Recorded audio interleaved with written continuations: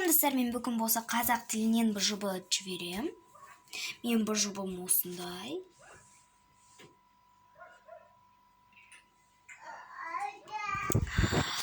Каналға подписаться етіп, лайк бас кетіңіздер.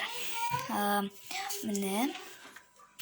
Бірінші тапсырмасы үстіп жазылынады. Бірінші тапсырмасында просто мәтін ауысып кеткен орнында соны орнына келтіріп көшіру керек. Сосын орфографиялық қателіктер бар мына жерде.